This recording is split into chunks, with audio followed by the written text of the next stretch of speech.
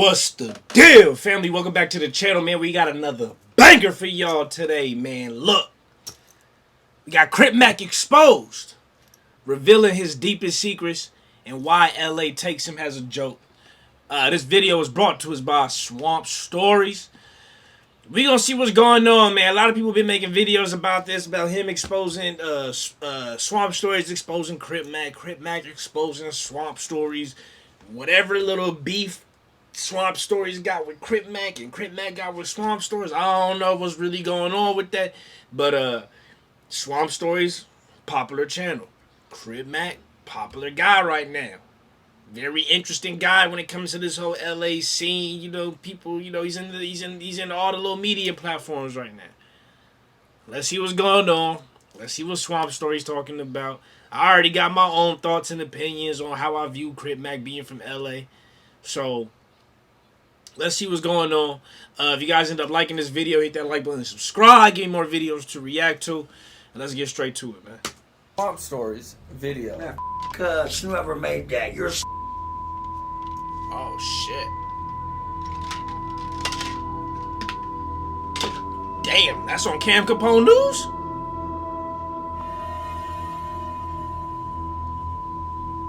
What was your issue with the documentary? because trying to say all the bad the hood, okay? You fight me? We're a small town. Would you ever get the tattoo removed? Never. Never. Neighborhood Crip, never.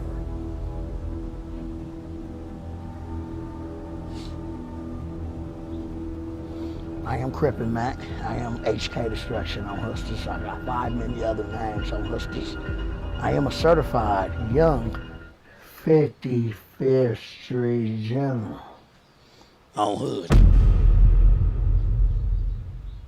Welcome back to another episode of Swamp Stories. For this video, we do something completely out of the ordinary. A while back, I decided to make the channel more serious and to avoid these kind of videos. But after seeing Crip Mac lie about his life story, diss me, and call out people that he's never met, I decided that I have to go in. After I dropped my original 55th Street video, my DMs were flooded with LA people telling me that Crip Mac is a complete fraud. Initially, I ignored these messages because I figured that it was just haters being haters. But once I saw that he dissed me, I decided to look into it myself. What if I told you that everything Crip Mac has ever said was a lie and that keeping it 55th Street was never his life? Or shall I say, keeping it 55th Street? Enough is enough. Today is the day where Crip Mac will never disrespect Swamp Stories again. But before we get into it, please make sure to leave a like and subscribe if you're new. You can also subscribe to the second channel where you can find videos just like this one. Yes, go subscribe to Swamp Shorts where you'll find 10 to 15 minute videos that don't make the main channel.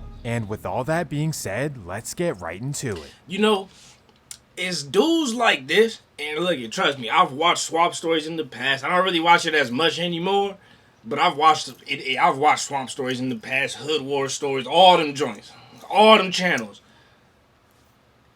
But when you see stuff like this, it really makes you respect Trap Lord Ross just a little bit more. Because at least Trap Lord Ross shows his face, shows who he is. He doesn't hide himself, right?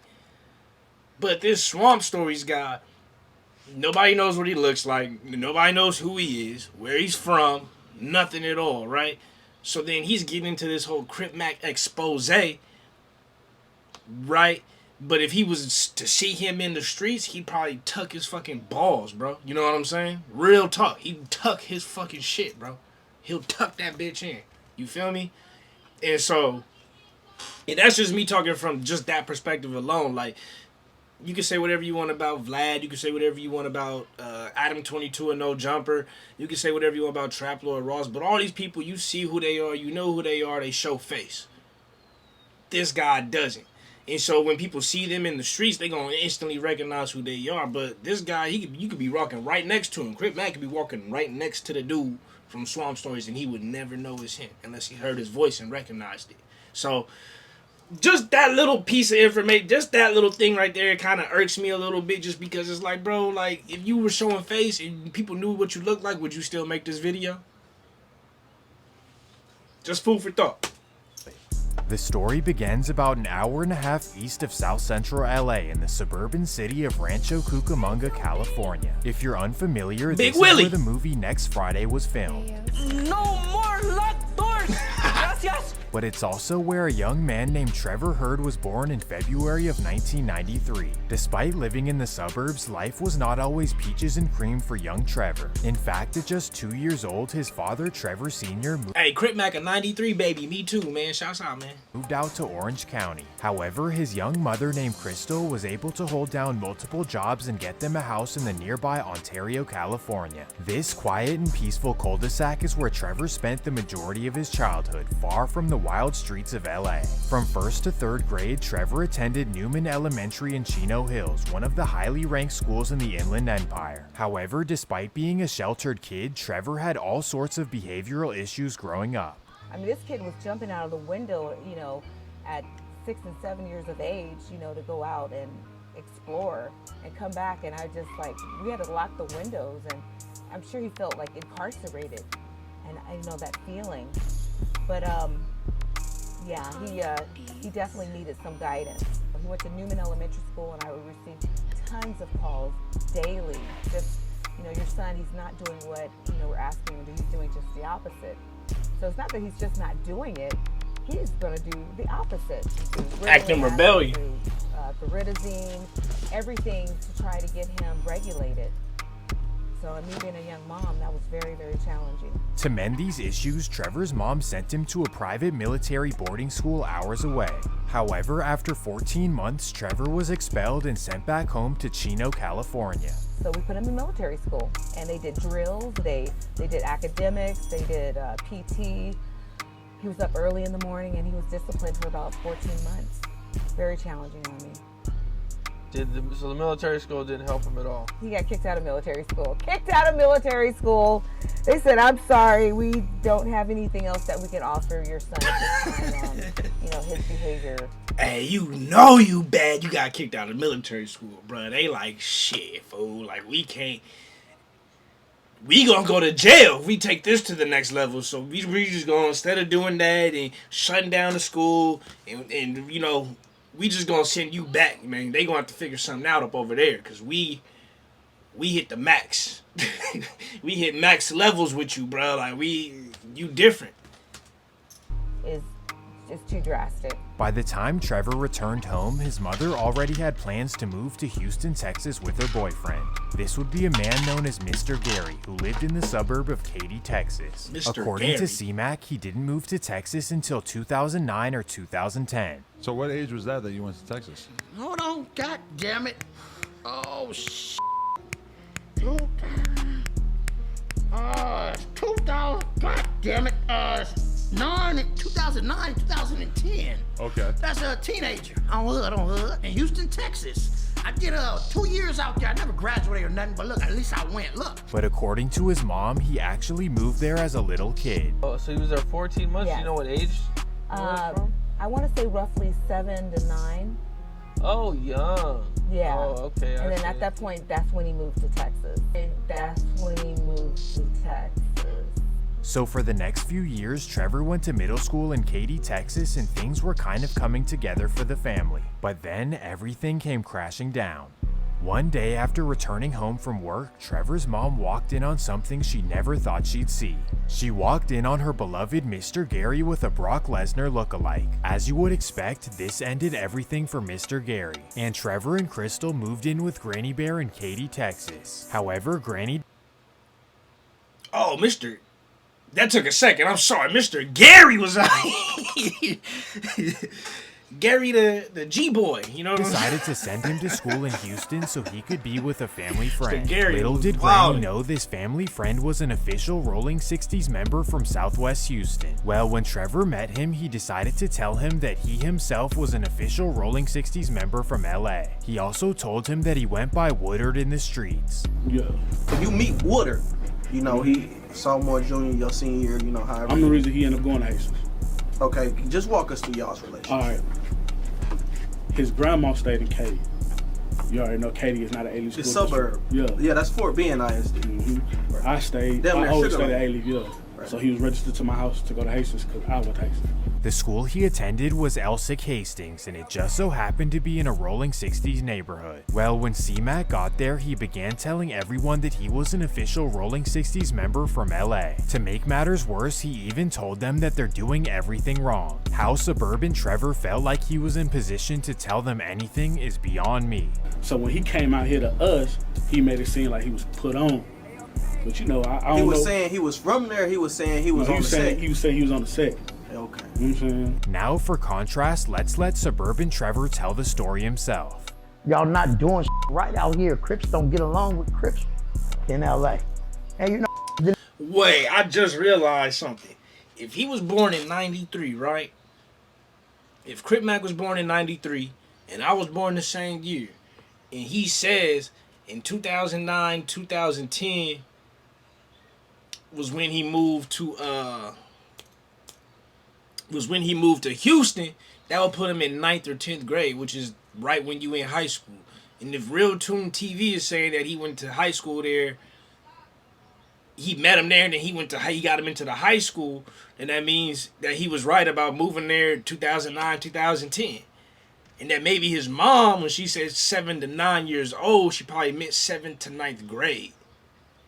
I'm just putting 2 and 2. I'm just putting everything together from what I'm hearing. Y'all let me know if I'm tripping or if I'm right, because Swamp Stories is trying to say that he was capped for saying 2009, 2010, and that the mom was right for saying 7 to 9 years old, but she could have meant 7th to 9th grade, and she just got her whole memory is all messed up or something. Because the other dude, if we put it all three together, it would make sense that he moved there around 2009, 2010, around the time he would have been in high school, etc., etc. And so that's just me based on the fact that me and him were born the same year. So just throwing that out there, man. If the math, I think my math is math, and I think Swamp Story's math might not be math and as good, but who knows, man. didn't say nothing, kill. And then, you know, they dope me and beat the out of me. Well, that was not the real reason he was DP'd. It was actually for false claiming 60s. You see Crip back around, he's hanging around, and he comes to Hood Day. Mm-hmm. So that's Texas Hood Day you talking about? Texas Hood Day. For the 60s. Yeah. Okay, so he coming to the Hood Day, and at the Hood Day, he on the set. Yeah, nah. According to him. Okay. And he has to be like 15, 16, 14 around the 16, I'm gonna say 16, 17. Don't get it twisted, he always was big Crip, you know what I'm saying? But he wasn't, if you get what I'm saying. The Houston 60s thought that he was an official member from LA and they accepted him in. But once they got a call from LA, everything would go bad.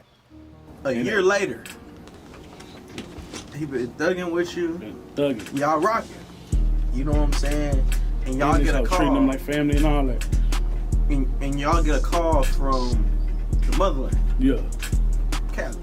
Yeah, we talking to him, everything, woo-woo. They was like, nah, cuz ain't never get put on. So, you already know that's a total offense to everybody, you know what I'm saying? Like, false claim. Everybody who put they blood, sweat, and tears of this shit, bro. Don't play with it. You know what I'm saying? I don't give a from. Don't play with it. How did y'all react when y'all got the news that he was flogged? It was, you lied to us, so this is what we're gonna do, and this is how we're gonna handle it. You know what I'm saying? He couldn't handle that pressure. He took off. What you mean, took off? Oh, he took off. He ran from the DB? After that happened, we don't hear from him. He wouldn't be heard of in Houston for years. After he was caught cosplaying a Rolling 60, he decided to head back to Cali. And here is where the story gets even more twisted. C-Mac claims that he went from Houston to South Central at 16. Packed my shit and ran back to LA. I was on 59th and 8th Avenue by Crenshaw and Slauson by Nips Hood. I was in the Dorset Village with them niggas over there, you know. Then I moved with my auntie on 45th and Western. But in reality, C-Mac was living in Chino and attending Fontana High School. If you don't believe me, he actually said it on his old Facebook page, and he's in the class of 2011 yearbook. But just because he was living in the suburbs does not mean that he wasn't banging. In fact, he started his own hood. On December 22nd, 2012, Crip Mac officially started the Trey Chino Gator Crips. But wait, later that same day, he actually changed the name to the Trey Deuce Chino Gator Crips. I suppose they moved the block over or something? I don't know. But here's how committed he was. He decided he would get them tatted on his arm. Well, it's actually not a they, because C-Mac was the only member. Because of this, he had ultimate control, kind of like a Madden franchise. He chose Chino as the city, a gator as the logo, and green as their color. So from what I'd assume, C-Mac would stand outside his cul-de-sac, wave his green rag, and wait for any devious soccer moms to roll down the block. But wait, just a week later, their name would change once again, now known as the 4-5 Chino Gators. Well, this only lasted for 8 more days, as C-Mac then— That nigga was playing GTA RP in real life, man. He was playing RP in real life, bro. We making a new server today. Hey, shit, next week we making a new server because the last one was whack. So we making a new server this week. I'm just messing, man. And decided that he was a 5-deuce Hoover. He even dissed the whole neighborhood card. Yes, in 2012, Crip Mac claimed Hoover and dissed the whole neighborhood card. If you ask me, that's not keeping it nifty on 50s. Well, his life as an internet Hoover would not last long, as now he was on to claiming different hoods. On January 24th, 2013, C-Mac was invited to a party hosted by the Trey 57 Pomona Crips. And what do you know, just 2 days later, C-Mac is on Facebook claiming Trey 57 and dissing their opposition. At this point, Crip Mac is like the Tiana Trump of the LA streets. But wait, we're not even in the LA chapter of his life yet, and from here it only gets worse. Bro, I don't know how real this is, but if this is real and people take offense to this in the streets, I am truly will be worried for Crip Mac, because hood hopping is not a good thing in LA, man. That is not a good thing, bro. And depending on, you know, how much out there you are and what you saying to this group and what you saying to that group and what you seen what happened to Indian Red Boy. You know, there's many Indian Red Boys. You know what I'm saying? So I don't know how true that is, but if that is true, that is not a good look. Before going to LA, C-Mac would claim one more made-up set, the 7-1 Chino Villains. Well, this did not last long, and now he was on to his next venture, rapping. Get money every time. Get money. Your girl likes me, and my swag is so official. At this point, he's already 20 years old. He tried being a rolling 60 in Texas, then came back, tried to claim 5 different sets, and then pursue a rap career. So now, what is the next step for C-Mac DeLoke, also known as Suburban Trevor? Well, this is when he finally moved to the city of Los Angeles, moving in with his girlfriend on 111th in Vermont. From here, he tried to get put onto Acacia Block in Compton, but they didn't want him, so he decided to keep it moving. His next try was the infamous Rolling 60s, and they decided to let him in. So in August of 2013, Crip Mac officially joined the Rolling 60s. At 20 years old, his lifelong dream had finally come true. Crip Mac had made it out. Bro, I was just talking to one of the homies that come to my smoke shop, and we was talking, this like a couple weeks ago, we was talking about 60s and shit, and how every nigga in LA, half of every nigga in LA, half of all the niggas in LA have claimed know somebody or are from 6-0. I promise you, bro. I promise you. You either got a family member. I got a family member. You either got a family member. You got something, bro. A friend. Or you. Somebody from 6-0, bro. Everybody. It's probably the easiest hood to get put on. You don't even got to get put on, and you can be put on 60s. That's just how crazy it is, bro. Real talk. Out of the suburbs and into the streets of South Central LA. The reverse of what everyone else in the world is trying to do. I guess Crip Mac was the original John Moran. Well, unfortunately, his life as a Rolling 60 would not last long. In fact, after just a year, he was DP'd and put off the set. However it went, I didn't make the cut through the GP. I got put off, whatever. His dream life was now over with. He literally tried everything possible to become a respected member of something. He then decided to move to Vegas with his mother for the next year. But after a year in Vegas, C-Mac returned to South Central LA as he decided to give banging one more try. Sometime between January of 2015 and 2017, C-Mac was officially put on to 55th Street. This means that he was put on between the ages of 22 and 24 years old. Regardless, from this day, it's been 55th Street ever since. Why they'd accept an applicant like him who's been tossed around, I don't know, but here we are. After a year of being a 55th Street member, C-Mac was arrested and sent to jail for stealing a bike. C-Mac actually did 2 years in prison where he programmed Time 5. Well, after being released in 2020, he returned to LA with content creation on his mind. At first, it was simply funny videos that caught people's attention, but then he started dissing the Hoovers relentlessly. I ain't letting up on them. Yeah. Ever. When the Hoovers saw this, they were shocked because they didn't even know who this was. This is because out of his then 27 years of life, only 3 were actually spent in LA. Thus why the enemies he has whacked out on his forehead claim they've never seen him in their life. C-Mac is like really like not. Oh, that's Treyway 6K. I've never seen him. I don't know nobody, none of my friends seen him. Like, I mean, he just like something to joke around with, like play with it, but I'm worried about that man like that. Ain't no serious like topic. Like, I gotta ask, how did the beef with you and C-Mac start? Fishing. I'm gonna correct it. First of all, it's not no beef. Okay. Like, no, there's no way we beef. Okay. That's entertainment. Ain't no such thing as no beef. Because you never met him, never seen him. I never seen him. I never heard of him before the internet. Like I said, I've been in the streets my whole life. I never heard of him or nothing. So I'm finna beef with him. I'm not finna beef with you over no internet. I got too much street credit for that. Like, I don't know who you are. I don't know who you are. I don't know who you are. I don't know who you are. I don't know who you are. No one in South Central knew who C-Mac was because he spent his entire life in Texas and Chino Hills. Oh yeah, and Las Vegas as well. Regardless, it was a true recipe for YouTube success, and Adam22 began taking notice. On March 16th, 2021, Adam used, I'm not gonna say he used him, because he did give him a platform too, but Adam knew what he was doing with the Crip Mac videos, bro. He damn near had Crip Mac on everything, bro. He was using him as a poster boy for a minute. Even recently, like the last few months and stuff, man, straight poster boy stuff. Crip Mac No Jumper interview was dropped and it went absolutely viral. Mascot. One thing to notice is that since that video, his voice and cadence has changed completely. I love it. Sometimes people hit me up and I think it's a setup. So I block the account. You don't see that? You just blocked your biggest fan. Fam, I forgot he used to talk like that. I forgot, bro, used to talk like that, man. I never used to watch a whole bunch of his content, cause bro, like, he's just another one of them niggas that's just, he's he's another one of them niggas with mental health issues in LA, bro. That take gang banging to a whole different type of like, just level of where it takes you, bro. It's really mental health issues, bro, more than anything else, bro. That is all that is right here. This is all just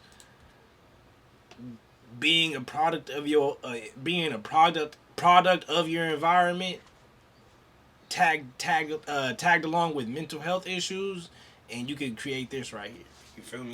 Real talk. He takes the gang life, but he's not a gangbanger. Yeah. This is not a gang. Well, after the No Jumper interview, all of the fans wanted to see him in his hood. And boom, that's when Andrew Callahan drops the legendary Crip Mac vlog. After watching the video, the first thing that came to my mind is where are all of his fellow members? Why is it always just him on the block? And vlog after vlog after vlog, I could not find any fellow 55th Street members. I didn't even think about that. Where are the 55th Street members? The whole world needed to know. And unfortunately, we all found out in the worst way possible. In January of 2022, Crip Mac's old Facebook page was revealed. All of the posts claiming fake sets, dissing the neighborhood card, and saying he's done with banging. And this is when the 55th Street members decided to come out of the woodworks. His fellow members gave him one of the worst DPs in history that lasted over 7 minutes long. But the worst part about it is that they recorded it and uploaded it to the internet. This was dead wrong on so many levels. Yes, C-Mac should not have posted all that, but why would you disrespect your brother to that extent? And as a 30-year-old man, why are you letting this happen to you? But that's when we learned that this is how 5'5" treats Crip Mac on the regular. You'd have been DP like 5 times. About 5 times. Times. About 5 times. Right. You know, but a GP only makes a man stronger because you can survive harder in the county jail. Yeah. Trust and salute that hood. From what I heard in South Central, they call dudes like C-Mac total crash dummies. Guys like him from the suburbs are treated badly by their... Again, like I said, bro, just another nigga from the hood, another crash dummy, another just super ultra, take it to the whole nother level where you're not even thinking clearly, you're not thinking straight, bro. That is mental health problems. That's what creates a crash dummy. A crash dummy is a product of your environment with major mental health issues, which causes you not to think straight at all. There's a lot of gangbangers who think straight. They understand what's going on. They see what's happening.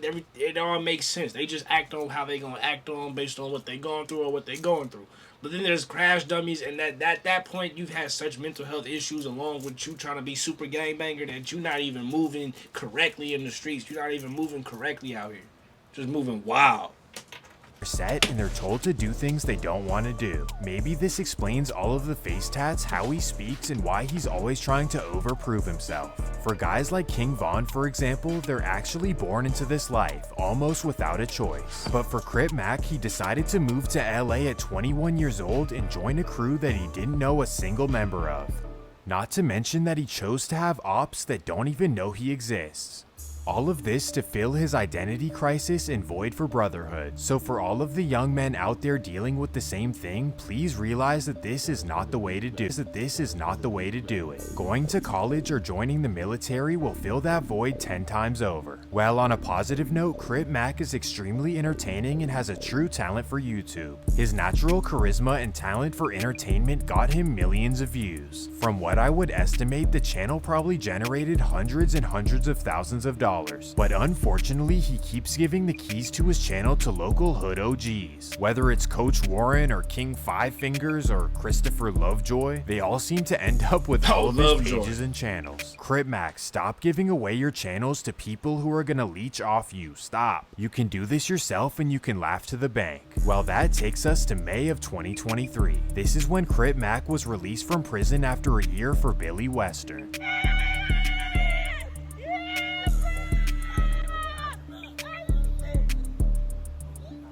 As soon as he got out, he started taking everything to the next level. He started dissing everyone, and pretty much for no reason. He's actually been challenging everyone to squabble as well. This includes Whack 100, Bosco, and even Blueface. In fact, he's been dissing Blueface for quite a while.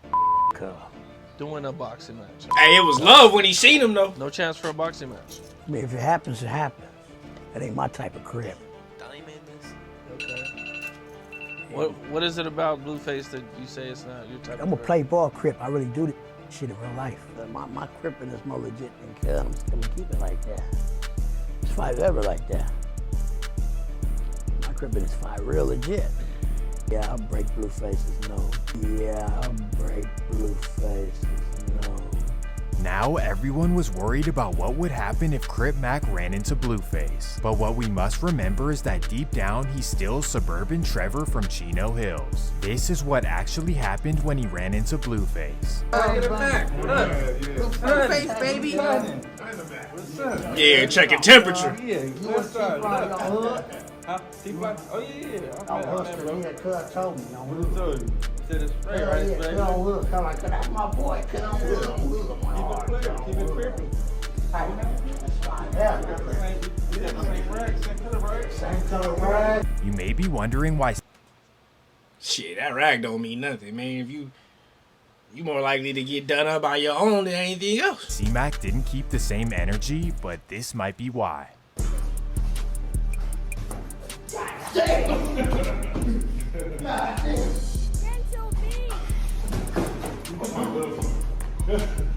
Bro ain't even throw it. I don't even know what to say. Even after he was friendly in person with ain't even throw Blueface, it. C-Mac is still dissing him online. I want to beat Blueface's face. I want to whoop his scrawny light skin. I want to bust his face open. Not only is he internet tough with Blueface, but also with YG as well. Here's a video of Crip Mac meeting YG. Hey, YG.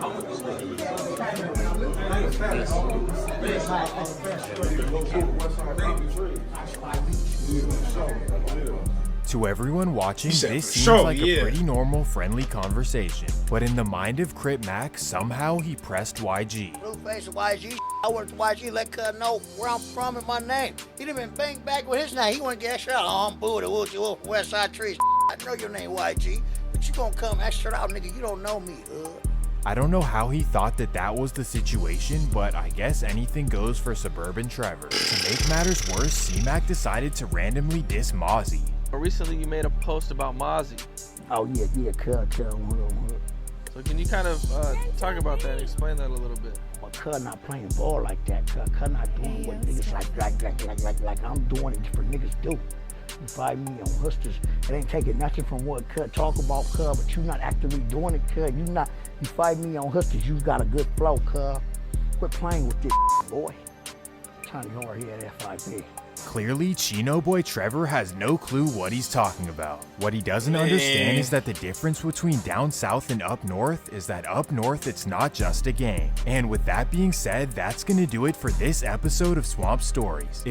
Wow. Anyways, that was Swamp Stories exposing Crip Mac, and this is how I see it, bro.